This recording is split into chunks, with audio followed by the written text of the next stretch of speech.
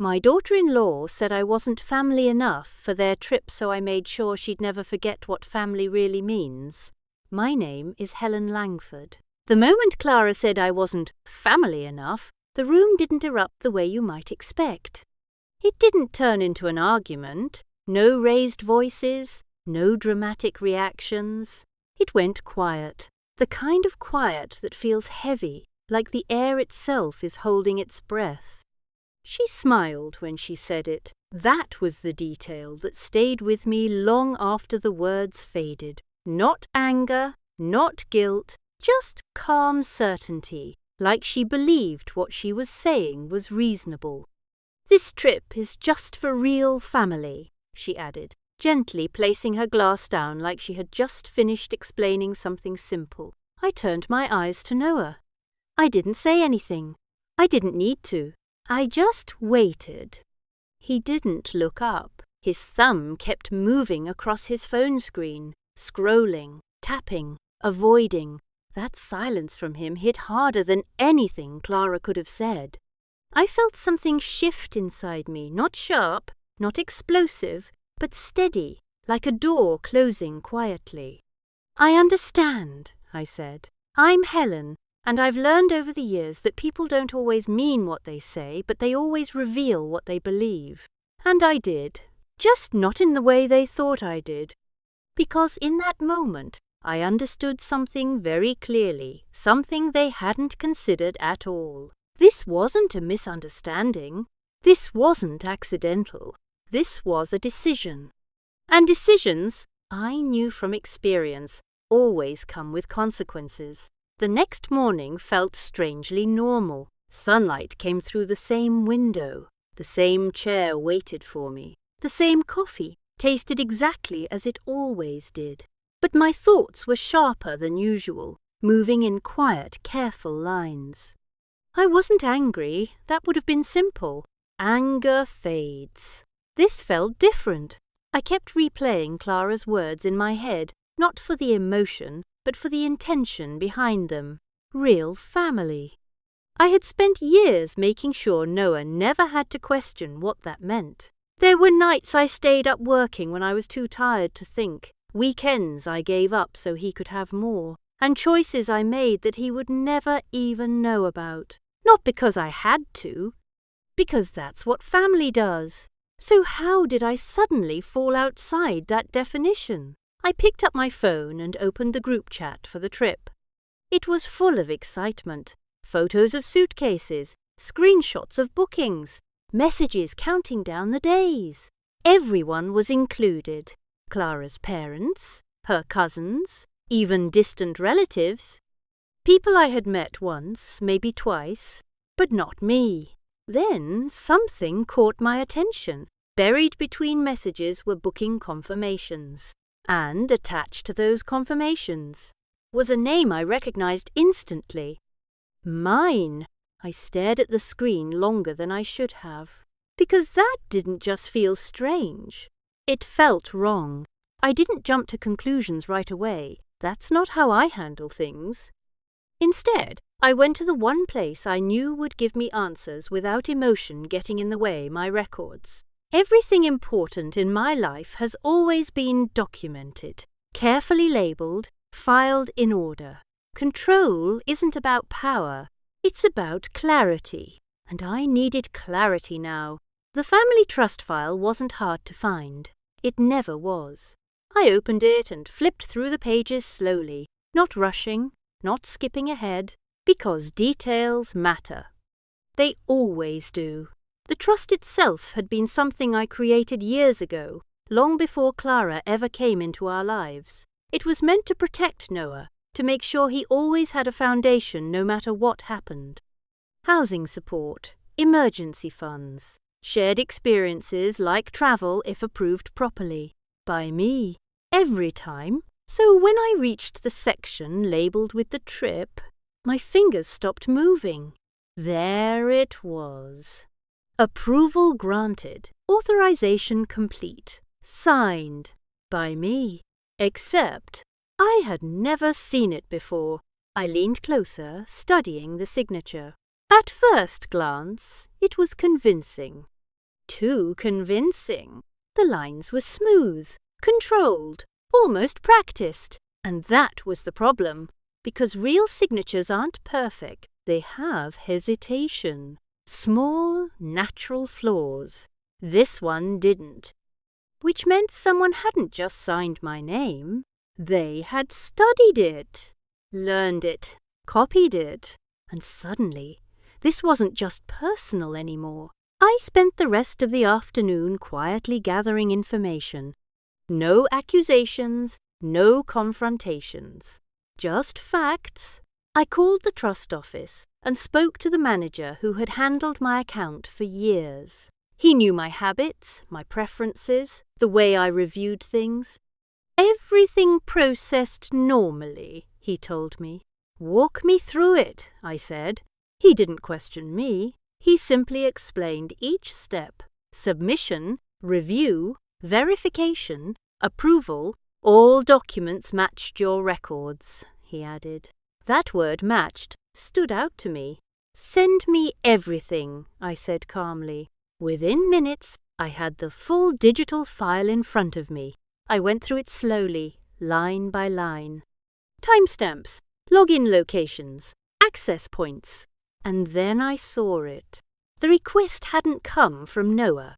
It came directly from Clara, using his credentials, which meant one thing. She hadn't just assumed approval. She had taken it. But something else caught my attention, something smaller, easier to miss. A flagged note, marked as non-critical. Most people would ignore it. I didn't. Because small inconsistencies are rarely random. They're signals. And this one was pointing towards something deeper. That night, I sat in the living room with the lights off, letting the quiet settle around me. Not because I felt overwhelmed, but because I needed to think without distraction. Clara's actions weren't impulsive. They were deliberate, calculated. That meant this hadn't started with the trip. This had been building for a while. And when I looked back, I could see it more clearly. Small moments, subtle shifts, conversations that stopped when I entered the room, decisions made without including me, invitations that became less frequent, then disappeared altogether. At the time, I told myself it was normal. People get busy, lives change. But now, it felt like a pattern, and patterns don't form by accident. Then another thought crossed my mind, one that made me sit up a little straighter. What if this wasn't the first time she had crossed a line? What if this was just the first time I noticed? That possibility changed everything, because if it was true, then this situation wasn't just about being excluded from a trip. It was about something much bigger, something that had been happening quietly, right in front of me. And if that was the case, then I wasn't just dealing with disrespect. I was dealing with someone who thought I wouldn't notice at all. I asked my son Noah to come over the next evening. I didn't explain why. If I had, he might have come prepared with answers, excuses, or worse, silence. When he arrived, he looked tired. Not just from work, but from something else. Something heavier. "Everything okay?" I asked as I let him in.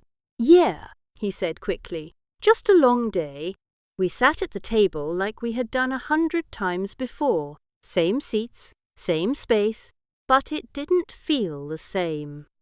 I poured tea and slid the cup toward him. Then, without a word, I placed the printed document in front of him. He looked at it, then again. His face changed in a way that told me everything I needed to know before he even spoke. "I thought you signed this," he said slowly. "I didn't," I replied. The room went still. He leaned back, running a hand through his hair. "Clara said you approved it," he added. "Of course she did." I kept my voice calm. "Did you ever ask me yourself?" That question hung between us longer than anything else. Finally, he said, "No." Not defensive, not angry, just quiet. And that quiet said more than any explanation ever could.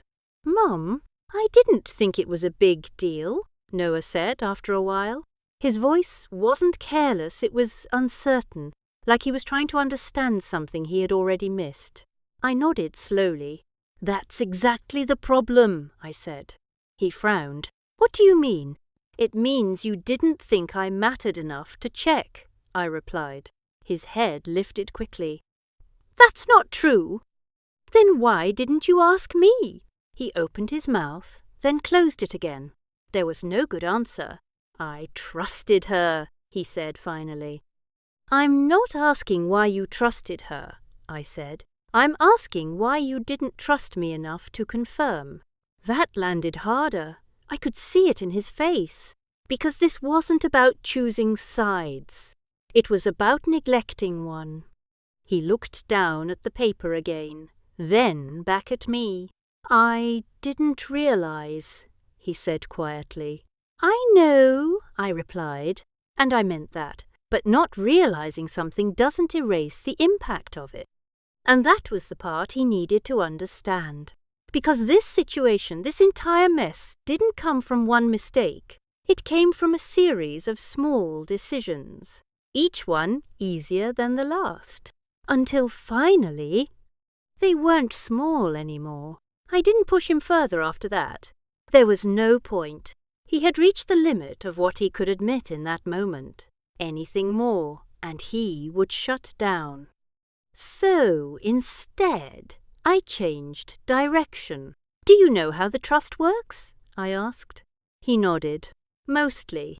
Then you know it requires direct approval for anything major." "Yes." "And you know I review everything carefully." "Yes." I leaned forward slightly.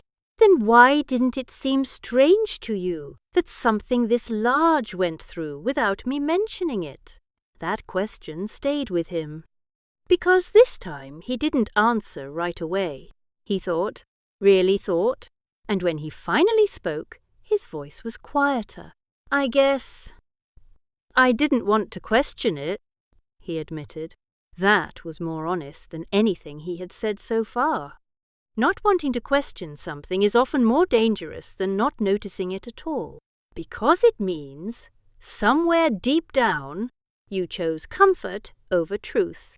After Noah left, I didn't feel any sense of victory. This wasn't about being right. If anything, it confirmed something I had already started to understand. This situation wasn't simple. Clara hadn't acted alone in the way I first thought. Yes, she had made the move, but Noah had allowed it to stand. And that made things more complicated, because now I wasn't just dealing with deception. I was dealing with avoidance. And avoidance has a way of spreading. It grows quietly, filling in gaps where honesty should be, until one day everything looks fine on the surface. But underneath, nothing is stable. I sat down and opened the trust system again. Everything still looked active, ready, waiting. The trip would proceed without any issues, unless I decided otherwise. And for the first time, I seriously considered that option, not out of anger, but out of necessity. Because if nothing interrupted this pattern now, then it wouldn't stop here. It would continue. And next time, it might not just be a trip. The day of their departure arrived faster than I expected. I didn't reach out. I didn't wish them a safe flight. I didn't remind them of anything. Instead, I watched. Photos started appearing early in the morning. Suitcases lined up near the door. Smiles at the airport. Clara standing confidently beside Noah, looking like everything was exactly how she wanted it. There was no hesitation in her expression, no concern, no sign that anything might go wrong. That told me something important. She believed she had control of the situation. Completely. And people are always most vulnerable. When they feel completely in control. By the time their flight landed, I had already made my decision. I sat at my desk, opened the trust system, and navigated to the authorization settings. There it was. Final approval. The last step that allowed everything to function smoothly. Without it, nothing fully activated. Not the villa access, not the scheduled services, not the confirmations. Everything would appear ready, but fail at the exact moment it was needed. I hovered over the setting for a few seconds. Then, calmly, I paused it, and just like that, everything changed. The first call came sooner than I expected. I watched my phone light up as Noah's name appeared on the screen. I didn't answer. Not the first time, not the second. By the third call, I already knew what had happened. They had arrived. They had expected everything to work, and it hadn't. I let the phone ring a little longer before finally picking up. "Hello," I said calmly. "Mum, something's wrong." Immediately. His voice was tight, strained. I leaned back in my chair. "What do you mean?" "The villa we can't get in. They're saying there's an issue with authorization." I let a small pause settle between us. "That's strange," I said. "It's more than strange," he replied. "Everything is on hold. The staff won't move forward without confirmation. Everything, just as I expected." "Can you fix it?" he asked. There it was. Not a question about what happened. Not a question about why. Just a request for help. I glanced out the window, letting the silence stretch just enough. "I thought I wasn't family enough for this trip," I said quietly. The line went completely still. Noah didn't respond right away. For a moment, all I could hear was the faint sound of wind on his end of the call. "I didn't mean it like that," he said finally. "I know," I replied. "But someone did." That was enough to shift the conversation. "I'll put you on speaker," he said after a pause. "Do that," I answered. There was movement, voices in the background, a door closing. Then Clara spoke. "What's going on?" she asked, her tone controlled but tense. I didn't rush. "You tell me," I said. "We arrived and nothing is working," she said. "The booking, the access, everything's blocked." "I see," I replied. Another pause. Then I asked the question she couldn't avoid anymore. "Why is my name on a document I never signed?" Silence. Not confusion, not surprise. Silence that felt careful, measured, and that told me everything I needed to know. At first, Clara tried to stay composed. "I thought you approved it," she said. "That's not what I asked," I replied. Her tone shifted slightly. "I handled the paperwork," she admitted. "That wasn't an apology. It wasn't even regret. It was a statement, like she still believed what she did made sense." "You signed my name," I said calmly. "I made sure everything went through," she corrected. That choice of words mattered, because it showed her mindset. She wasn't seeing this as crossing a line. She saw it as solving a problem. "And excluding me," I continued.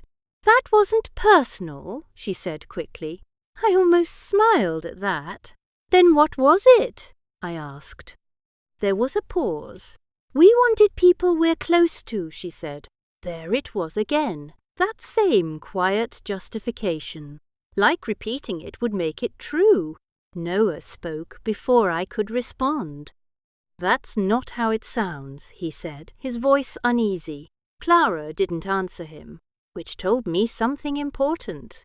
This wasn't the first time they had disagreed about this. "You used the trust," I said, bringing the focus back. "Yes," she replied, "without permission. It was going to be approved anyway," she said. That confidence again, that assumption of control. "You don't know that," I said. "I do," she insisted. And for the first time, I heard something different in her voice. Not calm, Not control. Something sharper. Something closer to defensiveness. Which meant the pressure was starting to reach her. Good? Because people rarely reveal the truth when they feel comfortable. They reveal it when that comfort disappears. Before I could respond, a new voice came onto the line. "Excuse me," a man said politely. "This is the villa manager." That caught me off guard. "Yes?" I replied. "There appears to be a secondary restriction on the booking," he said. I frowned slightly. "A what?" "A secondary authorization block," he explained. "It's preventing full access, even beyond the usual approval requirements." That didn't make sense. "I didn't place that," I said. There was a pause on his end. "That's unusual," he replied, because he was right. It was. I knew exactly what I had done. I had paused final approval. But I hadn't added any additional restriction, which meant someone else had. The realization settled slowly but firmly. This situation had just changed. What started as a lesson was turning into something else entirely, something I hadn't planned, and for the first time since this began, I wasn't the only one in control anymore.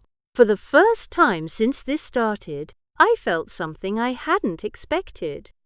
Uncertainty. Not fear, but awareness.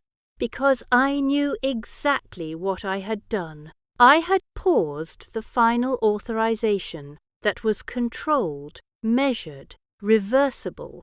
But this? A secondary restriction? That wasn't mine. "Can you tell me when it was added?" I asked the manager. There was a pause as he checked. A few hours after the initial approval was processed, he said. My eyes narrowed slightly. That timeline didn't match anything I had done. "Can you identify the source?" I asked. "Not directly," he replied. "It's coming from an external access point tied to the account." External.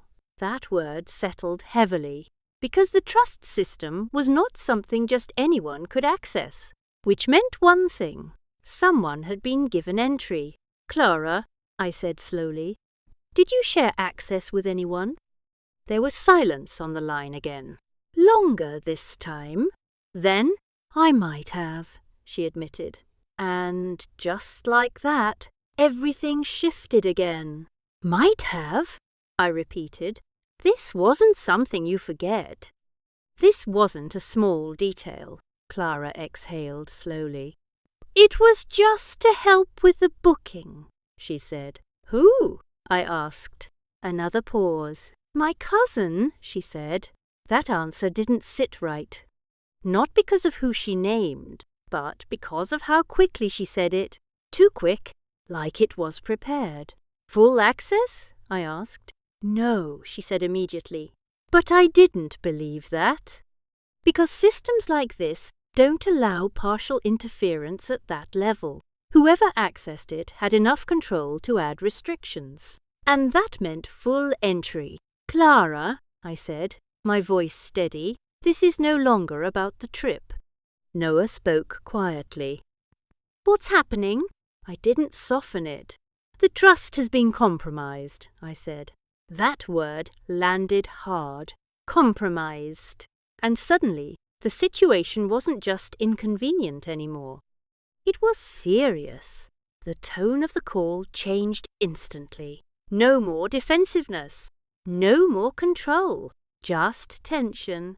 "What does that mean?" Noah asked. "It means someone accessed a protected system without proper authorization," I said. "And what happens now?" I paused. "Now I fix it," I replied. But fixing it wasn't simple, because I couldn't just remove the restriction without understanding it. If I rushed, I could make it worse. And whoever had accessed the system, they weren't careless. They had left just enough interference to cause disruption. But not enough to be obvious. That kind of move isn't random. It's intentional. calculated, which raised a new question. Was this really about helping with a booking? Or had something else been happening behind the scenes? Clara, I said, I need you to be completely honest.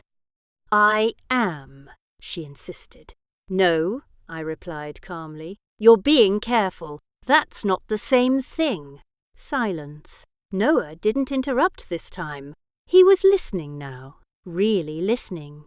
You gave someone access to a financial system you didn't fully understand, I continued. I trusted them, she said quietly.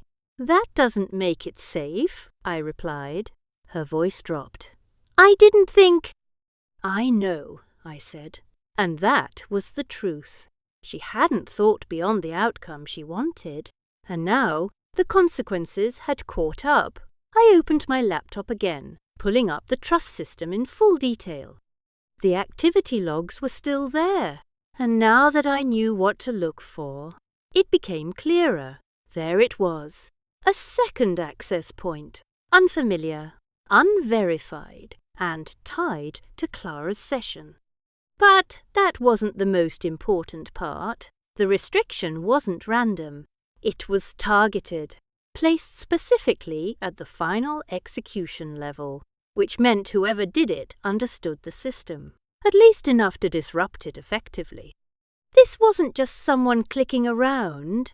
This was someone making a move, carefully, quietly, and that realization brought everything into sharper focus. Because now I wasn't just dealing with a mistake. I was dealing with a decision, made by someone I hadn't even met.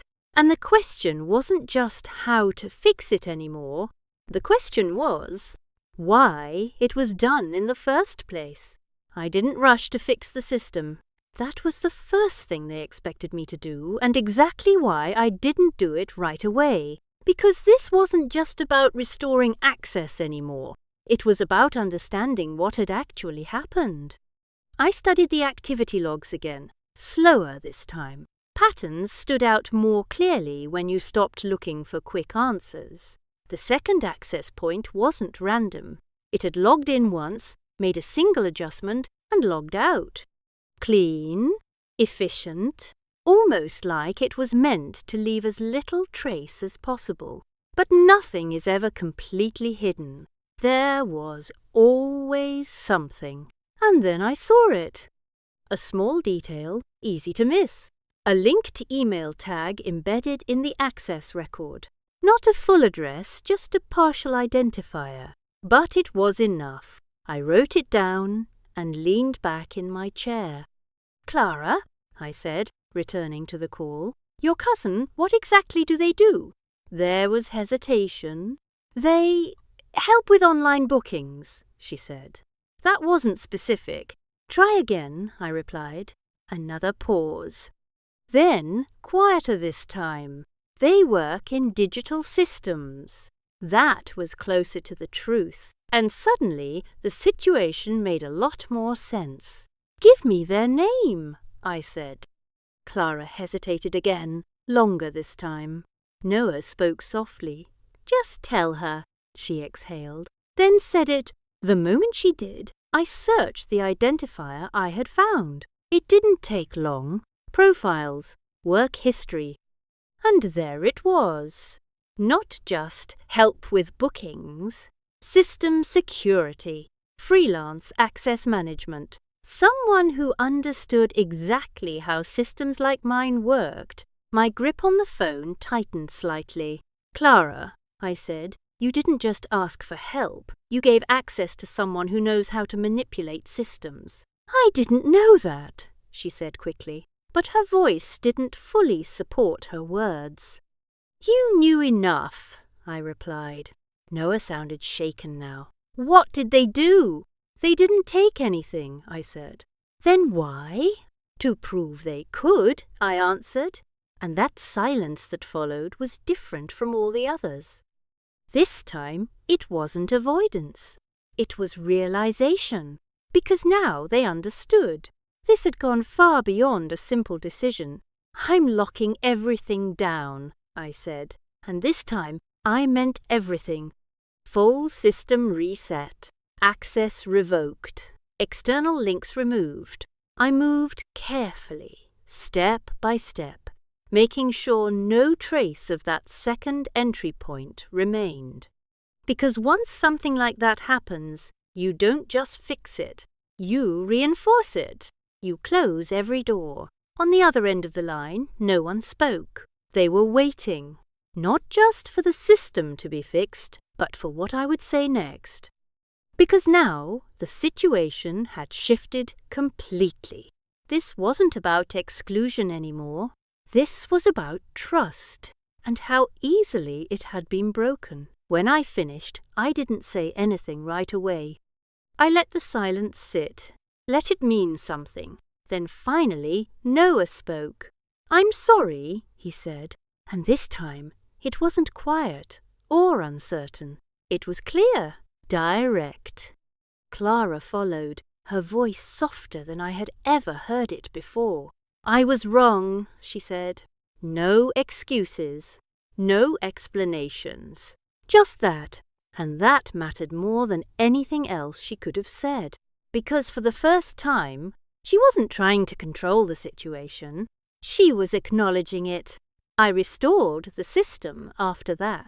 Fully, the villa access activated, the reservations cleared. Everything worked exactly as it was supposed to, but something had changed. Not in the system, in them, and in me. "Everything should be working now," I said. "Thank you," Noah replied. Clara said it too. And this time it sounded real. When the call ended, I sat back in the quiet again. The same house, the same stillness, but nothing felt unresolved anymore, because this was never just about a trip. It was about understanding something simple but often ignored. Family isn't about convenience. It isn't about control, and it certainly isn't something you redefine when it suits you. It's built on trust, maintained with respect, and once those are broken, you don't fix them with words. You fix them with truth. And sometimes the strongest lesson isn't loud. It doesn't come with anger or punishment. It comes quietly, at exactly the right moment. And it stays with you, long after everything else has passed.